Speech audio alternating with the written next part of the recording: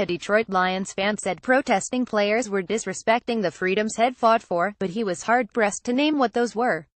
About 24 conservatives took part in a counter-protest Sunday outside Ford Field, where the Lions played the Carolina Panthers, reported the Detroit News. Protest organizer Brian Panbacker, a Harrison Township auto worker and anti-union activist, said the demonstration was intended to show support for President Donald Trump on the issue. "I'm a veteran and my son is in the Army," Panbacker said. "It bothers me when I see people disrespecting the flag during our national anthem.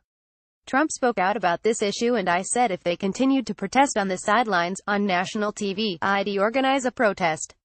Trump admitted he sent Vice President Mike Pence to the Indianapolis Colts-San Francisco 49ers game with the order to walk out if players kneeled to protest racial inequality and police brutality, and he did.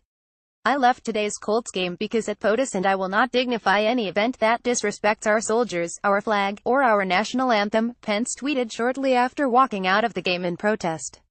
One Detroit fan told WZZM-TV that he agreed with Panbacker and the other pro-Trump protesters. "Take a knee is just straight-up disrespectful to the United States," said the fan, who said his name was Ryan but declined to give his last name. "There are a lot of people who fought pretty hard for this country and the freedoms that we have, and to do that on national television is pretty terrible.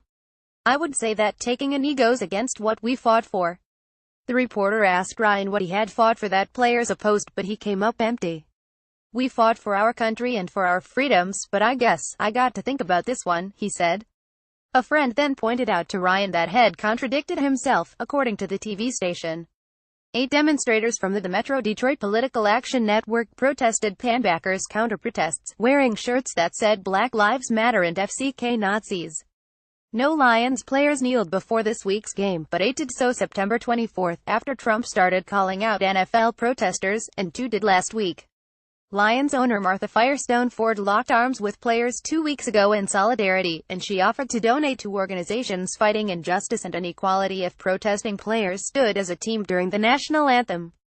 Lions running back Amir Abdullah told the Detroit News that players viewed Ford's offer as a constructive solution to their protest, but Panbacker wasn't impressed by the team owner standing with players.